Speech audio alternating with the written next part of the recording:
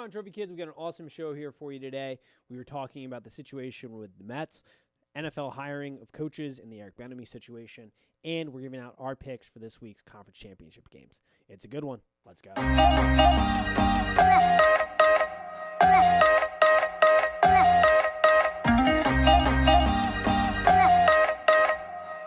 And welcome to Trophy Kids, presented by Bad News Media. It is January 22nd. As always, I'm your host, Nate. We got Tim and Dante on the phone today, or actually, I guess not phone, video conference.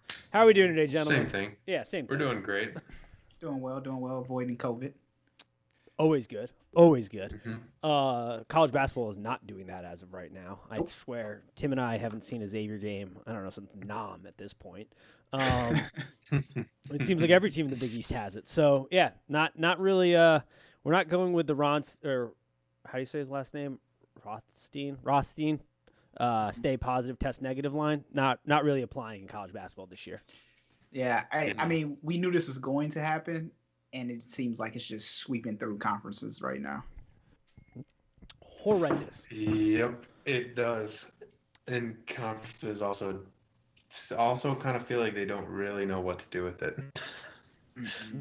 No plan whatsoever. Like, there's no real rescheduling of games or any like foresight or like this team is negative and that team's negative and they both got their games canceled so we can play still, but it's just a nightmare. And it's not like they weren't one of the first sports to have to cancel due to the start of COVID either. So it's not like they haven't had forever to prepare for this.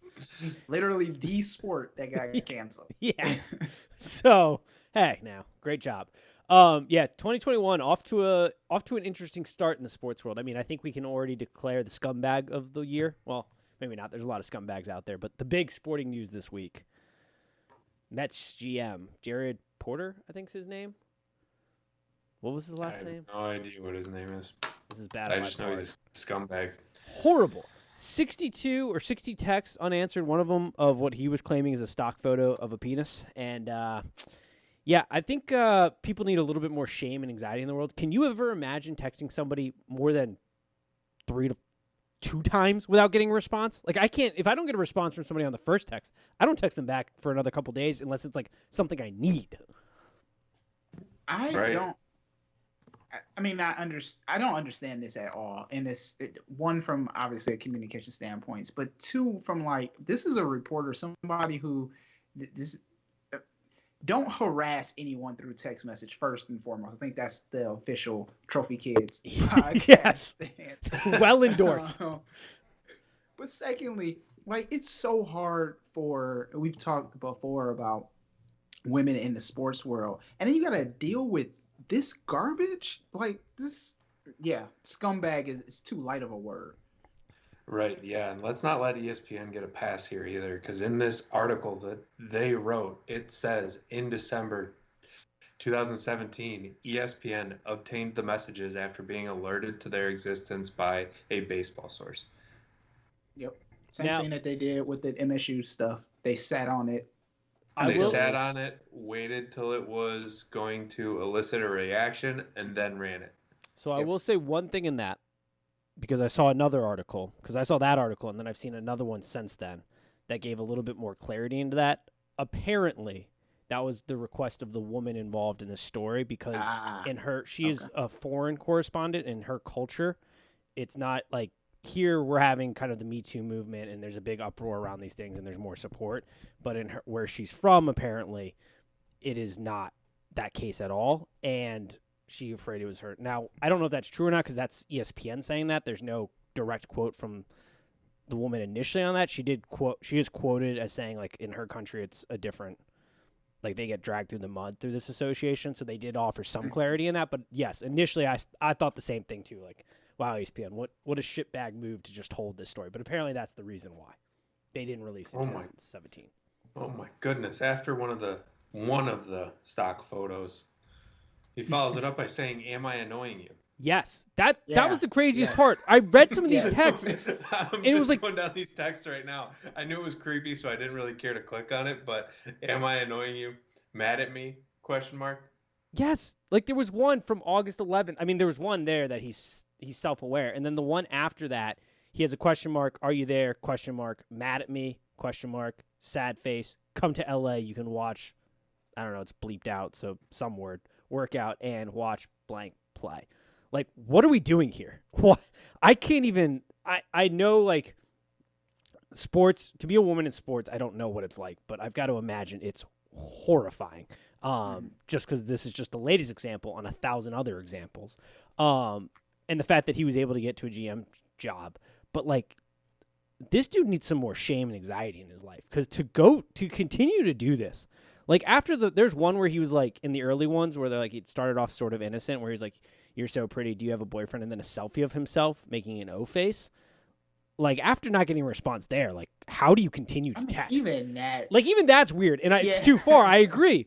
I'm not saying, but I'm just like, weird. how does, how does the brain not automatically go, like, what am I doing? Like, why, how are you going to continue to follow up text like that?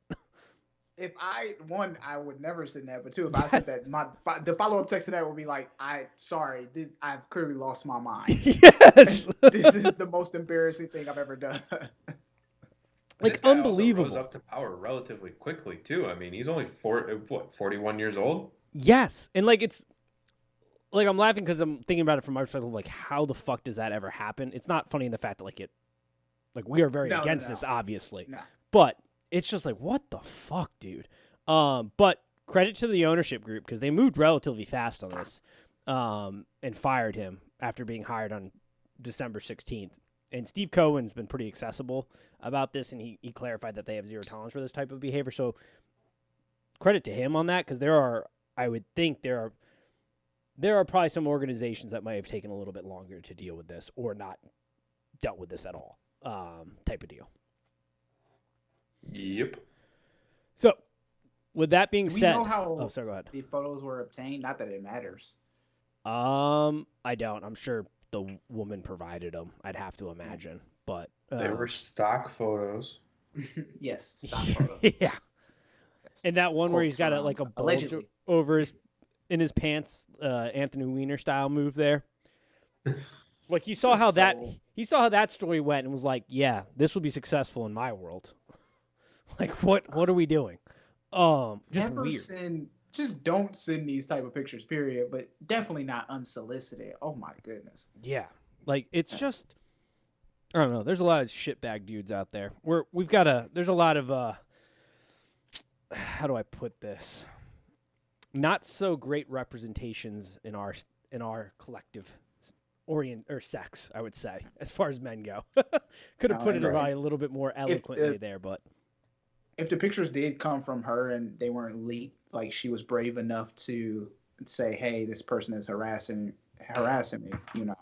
shout out to her. But I'm sure, obviously, you pointed out like if it's definitely like a cultural barrier there as well. I'm sure that this was beyond challenging for her to come forward. 100%. And huge credit. She was the one who came. She did come forward because in this article that I have on ESPN, she's quoted in it, but she decided to come forward as long as they kept her anonymous because of the issue. Because she's now no longer, from my understanding, a reporter in baseball and is back in her home country. But she felt that because his rise to prominence and was going to have a very powerful job in the baseball world, that she didn't want this to happen to somebody else, and did do it on the promise that they kept her name sort of out of it for fear of what would happen in her home country. So she did come forward, at least according to this article that was written by Mia Kims and Jeff Parson on the 18th. So, and Jeff Parson's pretty good, so I think it's good reporting there. Jeff Passan. Sorry, we know. Every time, Nate. Names are not my deal. Names are not my deal. It's only going to get a whole lot worse here when we start talking about coaching hires here, because there was a press conference today that I think, Tim, you got very excited for. It's hard not to with the Lions' new coach here. I mean, I was ready to run through a wall for that man after he said that. Would you like to take the lead on this one? I mean, you both are Lions fans. I know Tim is a little bit more here, though. But interesting press conference to say the least. Fan is a stretch. Someone who lived in the city of Detroit most of his life and begrudgingly rooted for the Lions is what I am. I mean, yes. So I love the fact that the guy went up there and said, I'm not going to give you any coaches speak. You've had enough of that shit over your years, and just said it blatantly like that after the last coach was such a victim of the media for no reason other than he couldn't coach worth a damn. That's a pretty good reason. Yeah, I mean, he got really defensive last time, so this guy was really out there, and it was interesting. I will say that as well. He's a very football guy, which kind of scares me a little bit because you never really know with them and how good they're going to be as head coaches. And he's not really an X's and O guy either. So I don't know if that's a good thing or not. I'm kind of hopeful that he's going to be able to assume that CEO role and delegate to a strong offensive coordinator and a strong defensive coordinator. But I don't know. It's still the Lions. I'm still nervous. As happy as I can be with how that press conference went, I still really don't know how the season's going to go. Yeah, I mean, Dan Campbell signs a 6-year deal with the Lions. He has interim head coach experience. He took over for the Dolphins when Joe Philbin got fired in 2015. He went 5-7 as the interim coach through 12 games. Not terrible, but yeah, he's not going to be an X's and O guy, which honestly is probably, I mean, most of the times is what you're looking for in a head coach, because I think so many X's and O's guys or scheme guys that believe in their scheme try to do too much. And most of the time, great coaching comes from a leadership position where you're more of acting the CEO in coordination and in tandem with your GM. So I don't know, maybe it works out. But Yeah, real quick on that too. You mentioned scheme guy, and he said he's not a scheme guy. If he specifically said if our left tackle's better than their right end, we're going to be running behind the left tackle 10 times in a row because he keeps beating them. If we need to pass the ball 10 times because our slot wide receivers getting open all the time, we're going to pass the ball 10 times in a row if they just don't stop them. Like, that's what we're going to do. So we're going to take what the defense gives us, and same thing on defense. We're going to put our guys in their best situations to succeed, which is very different than what the last coaching staff and regime did. That takes a level of understanding the game in the moment. I would be interested to see that play out on paper for the Lions. Maybe this has worked for other teams in the past. I'm interested to see. Well, yeah, you're right. The Lions don't have anybody that's really going to beat the other team at any position one-on-one. So that's a whole nother situation. But I like that he's not that he's going to try and accumulate talent and and put them in the positions to succeed rather than put them in this defensive scheme or put them in this specific offensive scheme that may or may not work for the group of guys that you have. So let me ask you this, Tim and Nate. If I am this new head coach, right? I'm Campbell. Mm-hmm. Do we depart from Stafford? And if I'm Stafford, do I also say, hey, it might be time for me to leave the Lions? I'm in a weird situation with that. I don't know how I feel. Like, I want them to move on from Stafford so that while they're moved on from Stafford, I can have a different team to root for. So hopefully he goes somewhere like the Colts, the Broncos, the 49ers, like somewhere where he actually has a chance to succeed. Swapping him for Deshaun Watson does nothing for me. Yeah. From a selfish aspect. And that is because I am such a big Matt Stafford fan. I want to see him do well.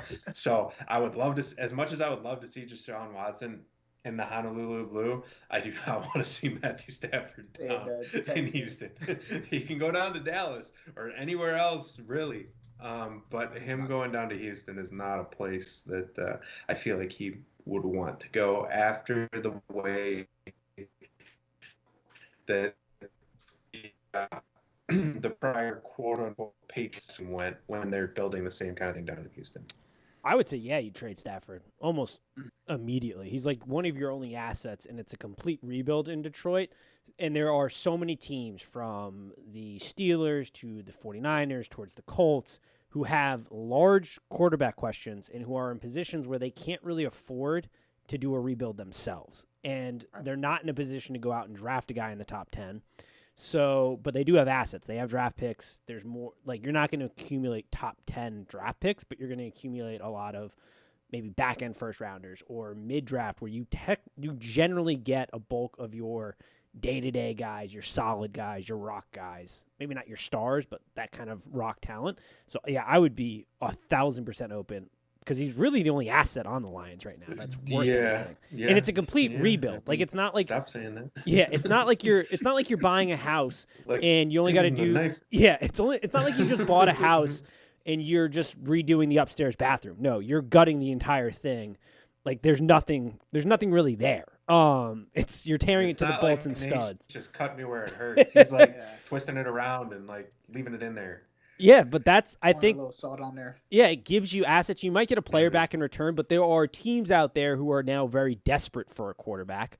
New Orleans is going to be one of them, unless they go with Jameis. Like, there are these teams that are built to win now, but because they had aging quarterbacks, they're now fine, or they didn't have a quarterback in the 49ers case, that need something now. I'd be 100% open to it. And he has real value. Stafford has real value right now. Because he has a ton of value, because he's a relatively low-paid quarterback in the NFL. Mm-hmm. I mean, and he can still sling it. And because the Lions are going to have to bear the brunt of the cap hit next year because it was all salary cap bonus money. So he has a very low, and extremely low cap hit to the team that trades for him. Yep. The only question mark I have on that is really, like, where do the Lions go from there? I mean, I'm of the school of thought where I don't really care sometimes. Like, they can just ride with Chase Daniel next year for all I really care, and just completely tank and be the 0-16 Lions again, and then they have a starting quarterback. Or, like, is there still as compelling of an argument to trade Stafford if Zach Wilson, right? The BYU quarterback. Is his first name Zach? It is. Wilson or Justin Fields. If either of those two are not there, do you still think it makes sense to trade him? I think Detroit should be committed to tanking. Like, I think everybody just needs to get on the same schedule, same page, and just go ahead and tank. A little note here: Pittsburgh did sign Haskins. They did, but I don't think he's going to be the future there. I mean, maybe he will. Maybe we'll see. They've done some things. Yeah, it's not that. Could he potentially? Yes. What he put onto the field, and I'm not somebody who's going to write off Haskins because there's a small sample pool of what he did. Mm-hmm. But did he step on the field? Well, I guess I'm kind of going back. The Steelers do have a longer timetable with head coaches and quarterbacks, so, like, that's the best fit for him if he's going to succeed in the NFL, for sure, because he's going to have more. Yes. He'll have kind of a longer timetable there to develop. But they're also in a position where they can't really wait. So, yeah, it still might make sense for Stafford to come in and be the guy. And then if you believe in Haskins, have him sit behind Stafford, learn from Stafford, spend more time learning the offense and developing his skill set, because he does. He holds onto the ball for a really long time. He doesn't really trust his arm, which is fair because it's been a tough adjustment. And in the NFL nowadays, quarterbacks have such a short timetable to succeed that, honestly, yeah, it might be, if you believe in Haskins or you saw something that made you want to sign him, which they obviously did, it's probably better to go get Matthew Stafford or a Tyrod Taylor or a maybe not a Jameis Winston because he's also a free agent this up here, but another kind of senior guy that can start immediately. I'll take Haskins over. Yeah, I'd take Haskins probably over Jameis too. But what I'm getting to is, instead of throwing him right back into the Wolves' den, giving him some time to sit and really learn, because he only had a year at Ohio State, not even a year, because he came in for an injured quarterback, and then it'll be interesting. Barely had any time for Washington. Yeah, and it'll be interesting to see too what the differences are in Pittsburgh for him versus what they were in Washington. Because Ron Rivera, I mean, he really didn't want Haskins to be his quarterback. He came in there and kind of brought Kyle Allen to be the starter, anyways. So this is true. I think he had to guarantee to management because Washington, they're still Washington football team. Like they still have a messed up hierarchy, Yes. management structure with Dan Snyder still there. Um, so it's interesting to see if he's able to, when he's actually fully committed to and fully being given the reins of a football team, what he can do. Because sure, he was promised 4 games and then they'd reevaluate. But like when you're told that, like, and the other guy brought his quarterback with him from his old team, like it's a whole odd structure. Yeah, that was a weird that the position that Dwayne Haskins was in. If you've ever like been in a job where you have to train your replacement, I think that was probably the closest you could get to like Haskins. Like, oh, let me show you around the locker room, and then I know that tomorrow I won't have Yes. I won't have this job anymore. I refuse to believe that he's a bust. I know a lot of people want to say that he is, but I just refuse to believe that. He has all the tools. I think, like you're saying, Nate, that if he can go somewhere where they can help him put the tools together, it'll be better than just saying, all right, get behind this O line and, take control of this offense. Because, like you said, even at OSU, not there long, not playing. So he doesn't have a ton of football experience. Like he has the physical arm strength and attributes there, but it was very apparent the game's just too fast for him right now, which is fair for almost. I don't know if there's a lot of quarterbacks ever who could play the small sample size he did at Ohio State and then come right into the NFL in a situation like Washington and play right away and not have the game be fast for him. Because it felt like the game was just too fast and mentally he wasn't ready for it, which is fair. I mean, he's young. He's football young. So yeah, he could absolutely succeed. I think it's the Steelers. If he were to go to another organization that wasn't the Steelers, I would say, yeah, no, he probably isn't going to pan out because I think with the Steelers, they set a longer timetable for players and are willing to stand by players for longer to try to develop them, which is what it should be for every organization. So yeah, that's the best spot in the NFL for him, without a doubt. Outside of maybe. Yeah, no, I think that'd probably be the best spot. Yeah, I don't know where else he would go. Yeah, I was trying to think in my head. I was like, no, I can't really do that. There's no real spot that I think would eventually give him a legitimate shot at being a starting quarterback in the NFL. To get back to the Lions to a little bit, I think you do have the time to do a rebuild because you gave him a 6-year deal. Now, yeah, that doesn't mean anything, but that gives at least some sign to Dan Campbell and the ownership in that, like, you have some time here. Like, you don't have to turn this thing around in 4 years, which is good. Which is weird too because the head coach has a longer deal than our GM, which I think is a sign that you believe you're willing more in Dan Campbell. Yeah, Dan Campbell to be kind of the CEO of this and give him. But that's also good of a head coach to know you now have freedom to go work with your GM to just do a rebuild and not have to be like we have to turn this around now. Which is good. There have been a lot of coaching hires so far.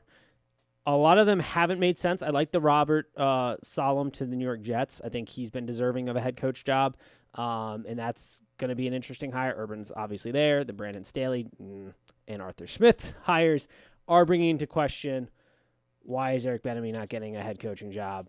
We said this in our group text. Why is Todd Bowles, Raheem Morris not out there? I have some thoughts. There are still some jobs open, still, obviously, so it's not a sealed deal that they're not going to get a job. Would you all like to make a comment here first, or would you like me just to kind of go into it? No, I would like to hear your thoughts, Nate. So I definitely think there is the obvious part to this. There is a race component absolutely to this, and it's much deeper because I think right now it's easy to point out the fact, and it's the fact that minority head coaches aren't really a thing in the NFL. There's so many people who hear that and kind of will say I'm playing the race card here. And I'm not saying it's solely race that is keeping this because there are some other factors, but it's deeper than just him getting the head coaching job. Right now, there's only 2 OCs that are black in the league.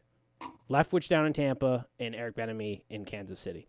The current trend in the NFL is hiring offensive-minded guys. It's hard to hire African-American head coaches when there aren't that many OCs. And there aren't that many OCs because a long history within the NFL is African American football players were not quarterbacks.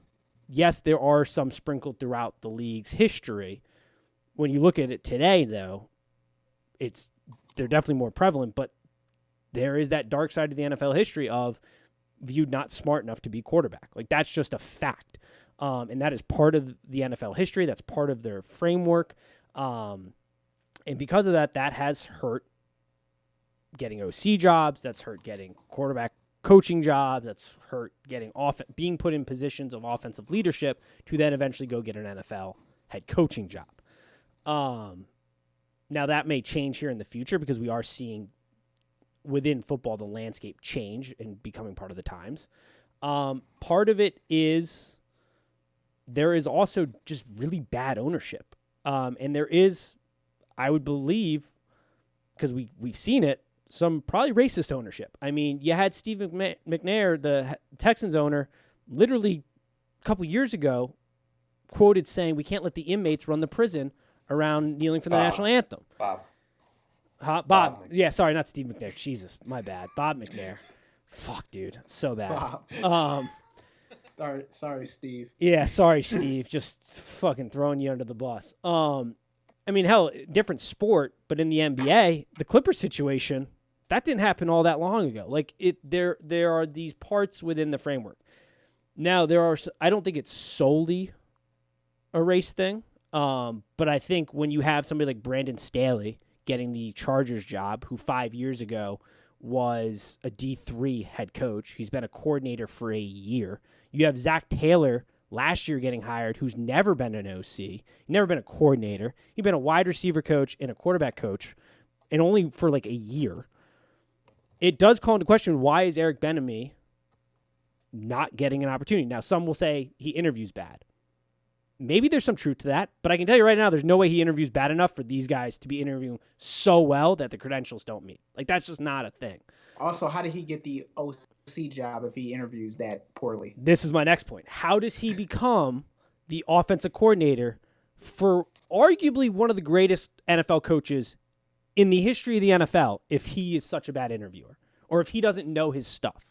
There is not a chance Andy Reid's letting him take control or be a part of that offense if he can't interview well, if he doesn't know his shit. There's no way Patrick Mahomes is speaking out to him, calling Deshaun Watson, saying, "Hey, you guys should interview him. He's good." Like, all these things play in, and there is absolutely, like, you can't look at some of these hires and say there isn't, because what's the difference? He has a better resume. He's got more experience. He's under a great coach. He's been under his leadership forever. Like, there is literally one thing, and it runs deep. Like, there's a deep disparity here. Like, and unfortunately, there's a guy I'll talk about here in a little bit who I think is also going to get a head coaching job, who is probably going to get wrapped into this, wrongfully so, because I do think he also deserves one, in Brian Dole over at the Bills. But that's a different story. I'm looking at some of these hires, and they just don't make sense. It doesn't add up. I mean, maybe they'll be good. Maybe Brandon Staley will be a great head coach. Maybe. But right now, he doesn't deserve. Like, there's nothing that indicates he should be a head coach of an NFL football team. Real quick on Brandon Staley, just because he was rumored to the Lions with Brad Holmes as well, and I was kind of hoping for him because he is a younger defensive mind, but I didn't really see him going anywhere but Detroit to work with a GM that he was familiar with.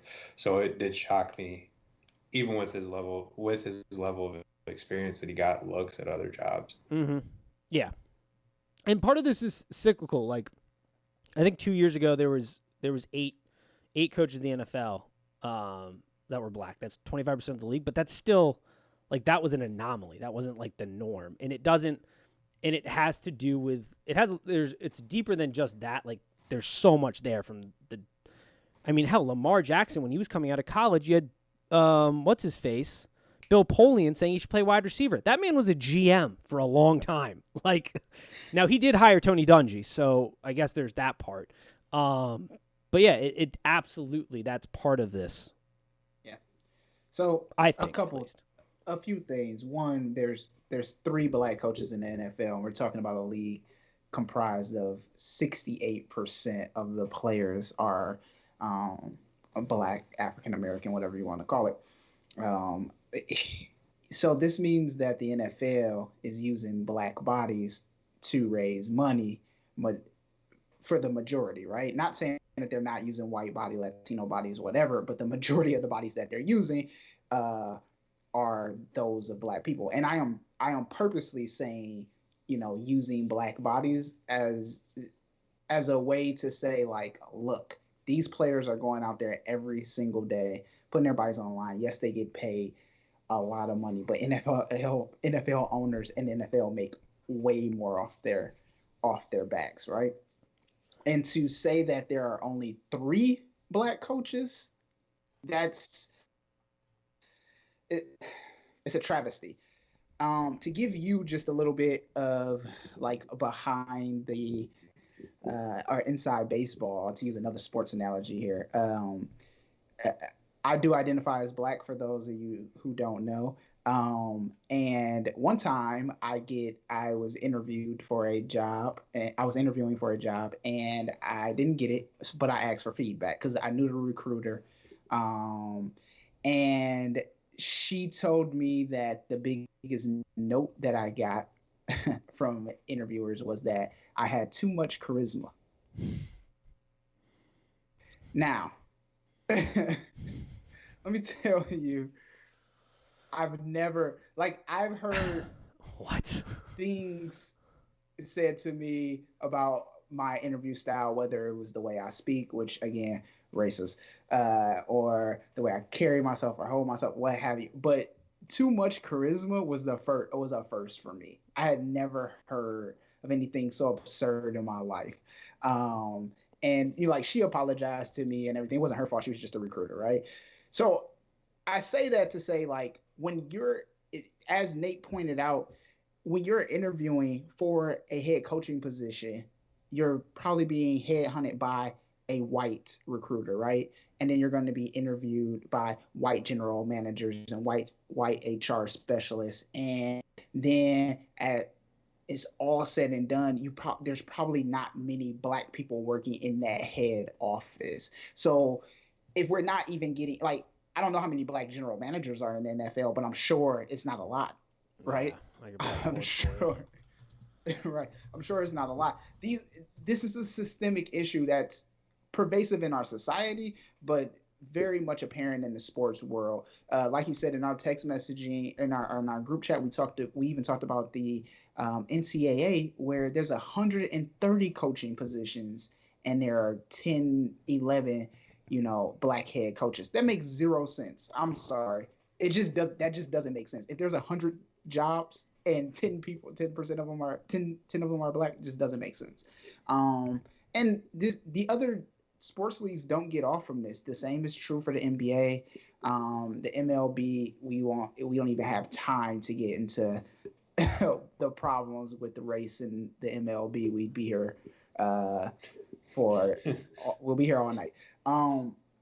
But the other thing with this is the NFL is much more willing to give white coaches the chance to fail and fail miserably, and then say, well, we can't hire a black coach because we don't know if he's qualified enough to run the team. When you have a coach coaching a bad team for years, and then if you do have a decent coach, not a great coach, like not unlike we had in with the Lions, you'll say, well, they're not winning enough, right? And then you fire them. So what do you do? And then finally, and I'll end my rant here, the pipeline supposedly, at least for right now, is I'm in college, I'm OC for a college team, I then move to the NFL, I'm OC for that team. That team wins the Super Bowl, I should now be qualified to be a head coach. That just does not seem to be true for coaches of color, particularly the black ones. Yeah, and like I said, there's a chance that Eric Bieniemy might still get hired, but it's bigger than just like that one hire, because you cannot hire a coach while they are still coaching. So it's why, like, he could potentially there could be an organization in there that wants to hire him that hasn't, but it's much bigger than that, because even if that's just one additional one. And like I pointed out, there's only 2 OCs right now, and that is, like, yes, there are teams still hiring defensive guys, but that's not sort of the fad right now, which also speaks to the hiring practices in the NFL. Because, and I agree with Tony Dungy said this a little while ago, and it's something I believed for a long time, especially about ownership. Like, ownership is bad. Like, just like in everything, there's only 32 teams. There's only 32 jobs that can be head coaching. But ownership across the league, like, there aren't good owners. And these owners think they know more about football than they really do. But when you ask them, what do you want in a head coach or what do you want in a GM? They don't really know. They typically give whatever the answer is for that, like, fad. And right now it's young offensive-minded guys, which is the fad right now. And it's hard to have young offensive-minded guys, especially black ones, when there's only 2 OCs that are African-American. So, like, this is part of the problem. But, like, Tony Dungy always says it's about leadership. So even if they're not the best X's and O guy, like, even if you think Eric Bieniemy, for example, and that's the one we're kind of using right now, I could use Todd Bowles here, isn't a great X and O's guys, or you don't believe that offense is his, it's more Andy Reid. Okay, how is he from a leadership position? Because that's ultimately what you need in a head coach. You need a guy who could be a leader. And there is literally nothing. Nobody has said a bad word about him that would suggest that he isn't a leader. So that makes it hard. I know, Tim, you had thrown out like the Raheem Morris and Todd Bowles. They should also be in this conversation. Todd Bowles makes no sense that he isn't getting looks right now because he's put together a phenomenal defense. He's been a head coach. He was a head coach for the Jets, and he did as good of a job as I think anybody could have done with that organization. It's the Jets. It's How like, do you expect him to succeed? And That's like coming to the Lions and expecting him to Exactly. be a good head coach. Like, if you have your first chance as the Jets, you're almost just expected to fail. Like, if you get fired, you should be picked up by somebody else, especially if you do a mediocre job at the Jets. Yeah, and I didn't even think he did a bad job. I thought he did a good job for what he had. When you look at what he had and what he got, it was honestly pretty good, I thought, at least. I do think he'll eventually get an opportunity here, but it might be a while. Raheem Morris, I think he gets a new job. I think the fact that that defense, I know it improved when he became the head coach, was so bad when he was the defensive coordinator, hurts him a little bit, but I also think, but we're talking about like 1 or 2 guys, which is a problem. And I come back to these things of like the Zach Taylors of the world, the Brandon Stanleys. They might become great head coaches, but there is no reason they should be jumping the queue here. But they are given the benefit of the doubt, as Dante said. That isn't given to the benefit of the doubt of people who don't look like me. Like, that's just the fact. And that is, you can choose to ignore that. You can choose to agree with part of that, but maybe not. But like, that is the pure and simple fact, and it comes from being given the right opportunities. And I think, you know, as the sport develops, it's going to be harder for the arguments to hold true. And one of the ones that I put up, like, you know, there aren't that many black OCs, there are not that many quarterback coaches, that type of thing, because they didn't get the opportunity to play quarterback. It's going to be harder as we see the expansion of the league and players getting these opportunities. But like, you can't say there isn't a racist factor in here when, like, the fact that black athletes weren't allowed to play quarterback at the highest level because they were thought to be not smart enough to do it. Like, that is a 100% part of the NFL story. And that didn't just like happen 100 years ago. So like, you can't say that this doesn't play in. Right. And to even piggyback on your point too, to become a quarterback's coach or an offensive coordinator, you don't have to be a good quarterback. No. Kellen Moore has risen through the ranks. He's being head coaching job. He couldn't even play quarterback. Look sure, at he that. came out of Boise State great, but he got to the NFL, he couldn't do anything. The Kellen Moore let's thing. not talk about the backup white quarterbacks either. With how much money they make and do nothing. Kellen Moore has the Cowboys. What do we say every year? And I know he hasn't been there that long about the Cowboys. Oh, they have all this potential in the world. We never talk about them actually winning on the field. It's all about how much potential they have. He is not tapping into the potential. You know who's tapping into that potential right now? Eric Bieniemy up in fucking Kansas City. Like, that team is tapping into that fucking potential right there.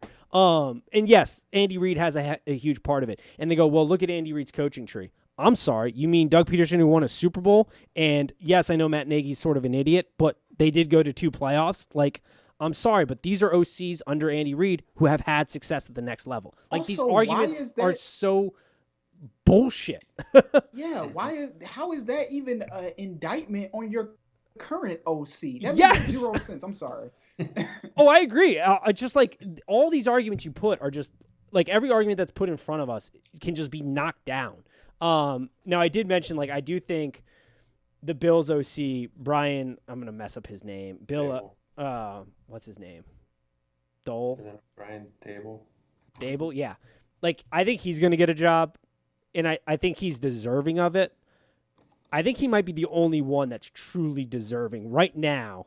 I guess you could make the argument for Urban Meyer because he was so successful on the college level, but he has no experience in the NFL. So there is an argument there to be like, what the fuck?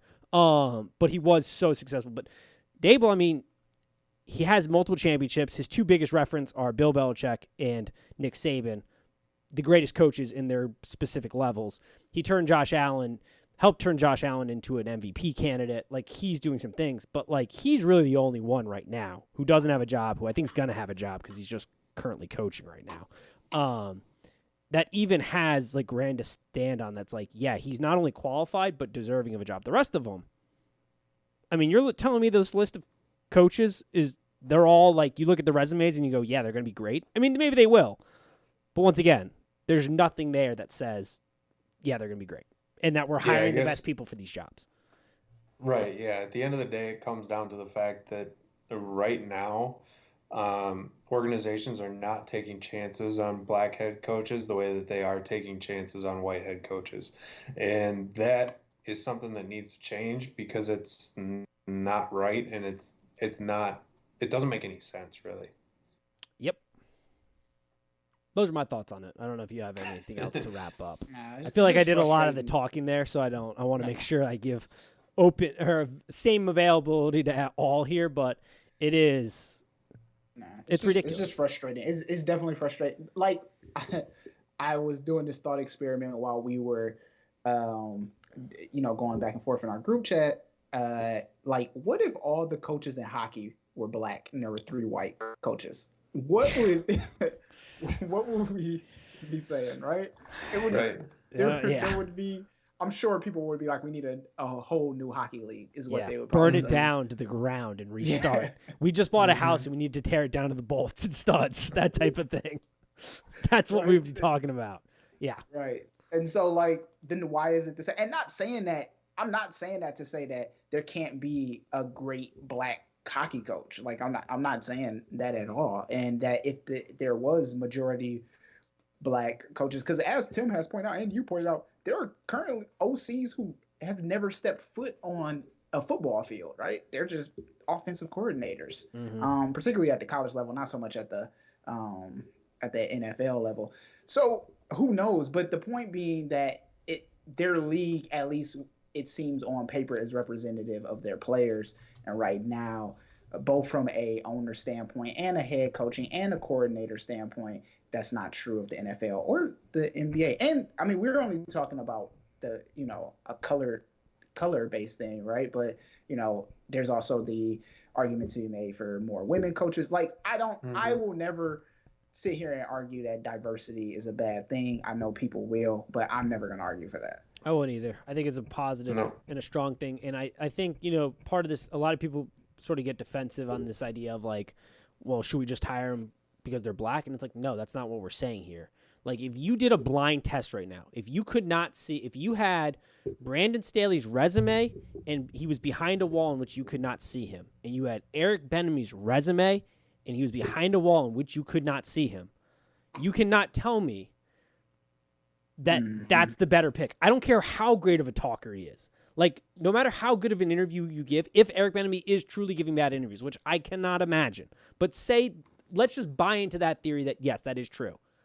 There's still no way that you could give that good of an interview and still be considered a better candidate for a head coaching job. Like, there's just no way. So what is the other factor? The other factor is skin color here. There's no real other, like, determining factor here, in my opinion.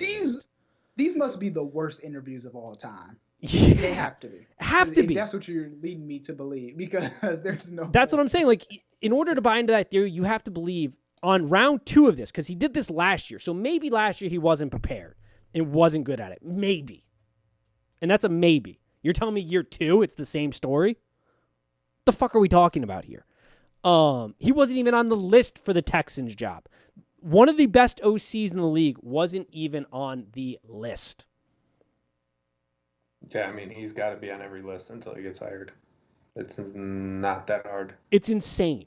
All right. let's talk some games here, unless you have anything else to add. Oh yeah, real quick. That's what I was drawing a blank on what else I wanted to bring up. But bringing diversity into the coaching and upper level management realm creates a whole new level of how you can relate to your players as well. Because in Detroit, James Edwards, one of the beat writers for The Athletic, wrote a piece on Jeremy Grant and why he chose Detroit was because of black empowerment and because Detroit had a black GM and a black coach, and he could bring and he could relate to both of them, and he wanted to succeed in Detroit because of that. I mean, he left Denver to come to the Pistons. Mm-hmm. Yeah. With the same amount of money because of that. So there's really no excuse for not giving black coordinators, assistant coaches, whatever level they are, a look at a head coach and GM roles. Yeah, and there's obviously the argument hire the best person for the job, but we can't say that because that's not currently happening. Like, how can you say that they're It's hiring not the best? happening. Yeah, Yes. it's not happening. Like, we can't be having that argument because it's not currently happening. Mm-hmm. Yeah, all right. Let's talk some games here real quick. Unless, is there any other final thoughts? I don't want to cut it off before. No, that was it. That was it. I mean, the last thing I want to talk. I mean, you brought up some of the thing. The other knock on Eric is that he doesn't call the offensive plays. Andy Reid does, but that was not true for the two previous OCs there. Yeah. So that's a dumb argument too. Did you see Correct. Andy Reid's face mask at the beginning of the season when it was all fogged up and he had his play card in front of his lips like he was trying to block his mouth from covering his plays? His mask was complete fog. He could not see through it. And I remember even seeing on Twitter at the time, and they were like, everybody still is saying that this man is the one that's calling the plays. Well, he is quote unquote an offensive genius, right? That's his Right. claim to fame. Yeah. Andy? Yeah. Yeah. Yes. Yeah. I mean, he is, but yeah, it's a stupid argument for the Eric Bieniemy. And it even goes to the point, I know it's a different level, so it's hard to compare the NFL to college, but like how many times has Alabama's video coordinator gotten a fucking coaching gig? Right. Not calling plays. He's not even coaching a position. He's like the video coordinator is getting a fucking job. So yeah, it's absolutely ridiculous. We'll see. And like I said, there's a chance he can get a job, but still, that's not like we're talking about one guy right now, which is that's guy. the There's sad one part guy. right now. We have to go to bat and have this long segment because there's one clear cut guy who should be getting an opportunity and he's not, and it's just one. Like that's probably even the sadder part. And like when I looked it up, like how many OCs are there? There's 2. Leftwich and Eric Bieniemy. There's 2 out of 32 positions, out of 32 job offerings. Crazy. Now part of that also comes down to just it's kind of the back history of there wasn't a ton of quarterbacks, like, and that's what helps you get OC jobs and things like that. But like still, it's fucking ridiculous. Bucks Packers. Let's talk games. Lines at 3. Oh, I know you were happy last weekend. Oh, so yes. happy. Lines at 3.5. Packers are obviously favored. Over-unders 52. Tommy and the boys are rolling. We are going to be the first team to host a Super Bowl in our own city. Game, set, match. Actually, I don't know on this one. I could literally I on was about to say, I was gonna convince say, me. Nate, Convince me, Nate. Nate, I'm looking for reasons to take the money line here. It is at plus 148, and sports gambling in Michigan just became legal, and they're giving out some free bonus bets that you have to spend this weekend. So this is true. I would say why should I put my money on plus 148? hold all bets until day of, because some of the things I'm going to say are going to be determined of snow factor here, because the Bucks will not win this game if they cannot get pressure. And if they're slipping and sliding all over the place because there's snow, it's hard for DNs to get upfield. It's hard for corners to play lockdown man from a team that does not play in the snow. Playoff Lenny? Playoff Lenny is good. He is fantastic. But that's going to be a hard – I'm not saying they can't win if it's snowing. I'm just saying the task becomes a whole lot more daunting because if we play zone with our secondary, who is young as hell and has a ton of miscommunications, if we're playing zone Aaron Rodgers is going to cut through us like hot knife to butter. All right? Like, it isn't even going to be. I mean, maybe we score a bajillion points too because their defense kind of sucks, I think, in my opinion, in places. They always suck. Yeah, but, like, it's going to be tough. It's going to be really tough. So the Bucs win this game, if it's not snowing, by being able to bring pressure. We get Villa back potentially here. Our run efficiency, one of the best run defenses in the league, yards per carry and efficiency doubled when he was out compared to where he was. He is a run stopper, a run eater. Having him and Sue in the middle, I cannot overstate this enough, is literally too much. That's too much meat down there to block. All right? That's too much. It's too much. They're too big. They're too ferocious. It's impossible to block down there. And that opens up the ends. Bakhtiari's out on the left tackle. They're going to have some concerns there. We bring a ton of pressure. Todd Bowles loves to bring pressure. Devin White, if you all saw the Saints game, hard-hitting dude. Most tackles in the league for losses, leading tackler on the Bucs. He's good. He's healthy. He's able to play. He showed no signs of slowdown post-COVID. This is a hard-hitting team. This is a fly-to-the-ball team. But it all depends on being able to bring pressure. If we can't bring pressure, the Packers are probably going to cut through us. I mean, Drew Brees did turn the ball over 3 times. I don't think Aaron Rodgers is going to do that. No, he isn't. But is he going to be able to take deep shots? I don't know if he's going to be able to take deep shots. If his timing is off, he's got to move around a little bit more. I think it becomes harder. He becomes more human under pressure, is what I would say. He becomes more human. If you let him sit back there, he's the best quarterback in the world from a skill standpoint. Okay. At least we're all on the same page. Yeah, he is the best quarterback from a skill, arm talent standpoint. If you let him stand back there, clean pocket, there's nobody better, I think, on the planet right now. I don't see how the Bucs win this game. I'm sorry. And Nate, you know. Well, here's how we win. Because I don't either. Yeah. We're going to be able to run the ball. The reason is Tom Brady and Correct. Aaron Rodgers' choke job in the NFC Championship game. We're gonna be able to run the ball. Known to happen. We're going to be able to run the ball. And this conversation is much different if Godwin makes that catch, which he does typically make in the back of the end zone last week, and Gronk makes that catch. That's 14 points right there. That normally they're hard catches, but those two generally come up with that ball. So it's a different conversation if that's happening, I think, this week. Antonio Brown is out. Not out. He may be out. He's banged up. It's not been declared yet. I apologize for misuse of the words. He's banged up a little bit. Not a bad thing. Scotty Miller, not a bad replacement. There is a insane amount of talent between Mike Evans and Chris Godwin. Cameron Brate has been showing out. Playoff Lenny has been showing out. Ronald Jones is a beast of a running back. And the Packers defense is a little weak on the run. So if we can run the ball, control the clock, use play action, and we can get pressure so that Aaron Rodgers can't have quick big strikes, this game is very winnable.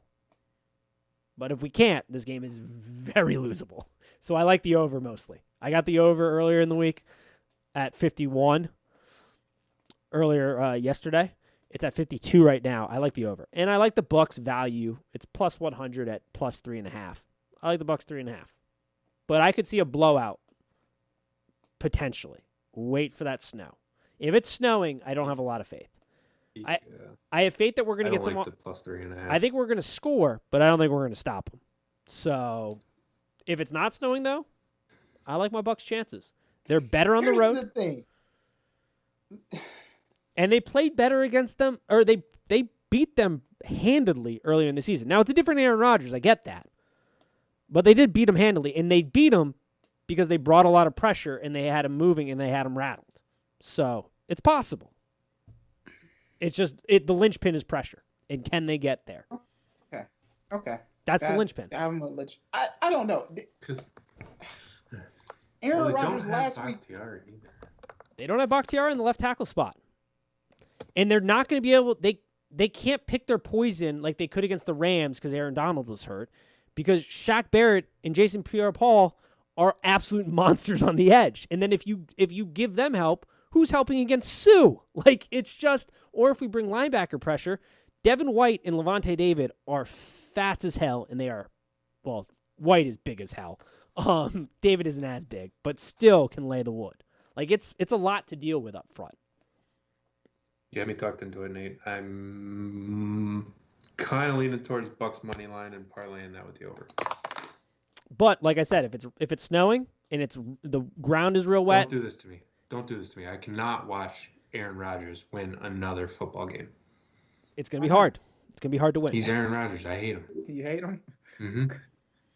I don't mind. The Aaron Rodgers. things he has done to me as a Lions fan Yeah. should not be allowed to be done to a person. Fair. Hail Marys. No time running out. Stop it. I will be throwing some Hail Marys full of graces on Sunday for sure. About 3 a.m. when I can't sleep for this game, I'll be throwing up some then and there. I'll probably break the rosary out, and I'm not a very religious person. I'll probably break that out. Start praying real hard around noon. Find it from the back of your sock drawer. Yeah, I think I might still have. My dad gave me one for my car a while back. I don't know. But I don't know. it's winnable. Plus 425 for Tampa Bay is what I got right now. Yeah, I mean, it's definitely because I saw it happen earlier this year, and I know Aaron Rodgers is a different beast in the playoffs. But I'm just saying, if we can bring pressure, he becomes human. Because it's not. It's a mixture of how fast and big we are that makes me think defensively we can be good here. But like I said last week, if we can't do that, our secondary is young and there's a ton of miscommunications, and at least 4 times a game, there are big play opportunities down the field. But if you don't have time to hit those... Jameis Winston came right in. Exactly. You saw it. Miscommunication. Completely left him wide open. In that Chiefs game, there were a couple passes that Patrick Mahomes missed, but because pressure got there, he was off balance when he made the throws. He over or underthrew it. And to that point, too, with the Saints, there were some that Drew Brees overthrew the times he could make the throw that far that he overthrew. And if they would have left Jameis in for a few more plays, the Saints might have scored. Possibly. Yeah, if they put more plays in with Jameis, they might have also very thrown a well couple could more win pick that sixes, but hey. I mean, look. Drew Brees threw enough. Drew Brees drew enough. He did. We scored 21 points off turnovers. I get that, but I'm just saying. I don't disagree. But yeah, there are going to be opportunities, and it's just where we're at. And I think Todd Bowles. Also, what arm is showing up for Tom Brady? I know in the Saints game it was pretty good, but we've seen that arm. Yeah, it's waver. been fun, and it was a little bit waver in that Saints game. But then you saw him drop some absolute dimes. I saw him throw something that was just like, wow, there's Tom Brady. And it's incredible. As we haven't even mentioned, Phil Rivers retiring, Drew Brees is probably retiring, Ben Roethlisberger is done. Like, looking at those guys and then turning on, watching that Saints game and seeing Tom Brady at 43 do what he's doing, it's incredible. It's unimaginable what he's able to do. But yeah, I think there's some people in the media bringing up the Cole thing as if he didn't make a fucking legacy for himself playing in the Northeast. Yeah, in Massachusetts. I mean, I know he's down in Florida. He's a warm weather quarterback now, Nate. Yeah. He's got a lot to adjust to. He doesn't It's really. not like he went to U of M and then straight to New England and hasn't left the Midwest since or the Northeast. The North. Northeast. in 20 years, 25 years. Yeah, I heard. Code is not a factor here. That's the dumbest argument I've heard. Yeah, at least not for him. For the rest of them, there's some arguments there, but for him, it's like. Oh, yeah. It definitely was a factor for Lamar Jackson that he never got warm. That is very true. Yeah, and Mike Evans has had some issues in cold weather sometimes. The ball's a little harder to catch, but I think we're fine. If it's not snowing, I think we're fine, and this is a competitive ass game. But if it's snowing, traction's hard to get under. This becomes a little bit more difficult, but it opens up the over because Packers are also going to have some issues defensively, and if they can't get pressure and we can run the ball, we're going to score some points. So I like the over. The other game, Bills-Chiefs. Yes. Bills +3, over 53. What are our thoughts here, gentlemen? Bills Mafia. Not that I'm a part of it, but I just got to jump on the bandwagon. Got right? to. I have to. I love them too. I love the Bills in this game as well. Dude, I wanted so badly a Bills Browns AFC Championship. did I. Oh man, my great. god, it would have been phenomenal. Those cities would have burnt to the ground. Mm. Yeah, I'm with you. Bills are awesome. I don't think the Bills have played their best offensive football, and I don't think that's a very controversial statement because they really haven't in the playoffs. I don't think there's going to be a huge win factor here. I don't know what the temperatures are going to look at the game. That definitely played a factor into last week. I like the over here as well. I like the Bills, man. I think they're probably going to employ the same strategy they did when they met this year and just do two safeties high and say you're going to have to beat us with the run, which is much more doable. And dare them to beat them with the run, because if the Chiefs have to beat them with the run, you can rip off 300 yards and still only score 21 points. Like, if you're not having huge, big action passing plays, and then the Bills still have that in their repertoire. Yeah, I like the Bills. I really do here. This is purely anecdotal, but the Bills seem like a team, because I've only watched them during the playoffs, right? The Bills seem like a team that have the most luck and the worst luck all at the same time. Like, I was watching that. It's pretty Colts good game, bro, analogy for them. and there were so many delay of game penalties that should have been called against the Colts that just were not called at all. And I was just like, wow, how can the Bills be? How do you expect them to win? Yep. Yeah. I mean, the Bills do have troubles with tight ends, and, Chiefs got a pretty good one over there at tight end. Hell of great news. I guess Patrick Mahomes doesn't have a concussion. Apparently what I watched on Sunday was just a pinched nerve. The man couldn't get up, but hey, just that a pinched man nerve. was staggering. Like, he should not be playing. He couldn't stand. Now, I do believe that Dr. Chow on Twitter, that football doc guy that wrote that article about how he had a pinched nerve, and it happens. It doesn't happen like ever, really, where just so it's happens like here. Yeah. It's possible. Here's the good thing. I was reminded by this because I saw a Pat McAfee segment on this. He cannot be cleared to play by a team doctor. He has to be cleared to play by an independent neurosurgeon, right? Okay. Neurosurgeon. Mm-hmm. So that does make me now where that surgeon is from is a different or neurologist, whatever they call it. From the NFL. He's from the NFL, but what city is he from? Or she from? It doesn't matter. Yeah. From the NFL. Good point. Fair enough. Come on, Nate. Fair enough. Is this a Kansas? Not trotting out Chad Henne to a AFC Championship game. Yeah, is this a Kansas City doctor? Or is this a Cleveland doctor? Is this where are we in the scale of doctors here? I mean, this is just like when they were reporting that Ohio State was having COVID issues, and I was like, they're not going to report any more COVID cases. They sure enough did not. So. Did not. If the turf toe is a legit thing, though, that could be concerning here. The Bills, like you said, they have the best and the worst luck, but they also just look like they're having a ton of fun out there, which is part of this. You have to be, when you're playing Kansas City, you have to stay loose and kind of not get down on yourself and just enjoy the game, because it's very easy to lose yourself against playing the Chiefs and think you have to do all these things and get out of what your game plan is because they put up points quickly here. The Bills can do that. They're quick strike as well. So they just need to kind of stick with their game plan. And I do think Sean McDermott, who is a very good head coach and a good defensive guy, is going to pick his poison and say, hey, you got to beat us with the run. We're not going to let you beat us with the pass. We're going to leave two safeties high. We're going to give help over the top. Like, you're just going to have to beat us with the run and choose that poison. And I think this is a very winnable game if he does that. Again, purely off topic, but kind of not. Do these games feel very early in the day to y'all? Yes. Like 3 and 6:40 is early because usually it's an 8:00 game. Yeah. Okay. Yes. Yeah. I mean, I'm used to watching the Lions at 1:00 and then checking into football for the rest of the day, pretty much. Yep. Yeah, I don't love the 3:05 Real kickoff football time, but after the Lions are done. But I guess I do like the 3:05 line. I take that back because at least the sun will be out for part of it, so Yeah. a little warmer. Then Yeah, it's the 5 for me, 6 for you guys. Yeah. Or no. Yeah. that's fair. Yeah. that I'm like, oh, that game's going to be over, and there's going to be a whole day left.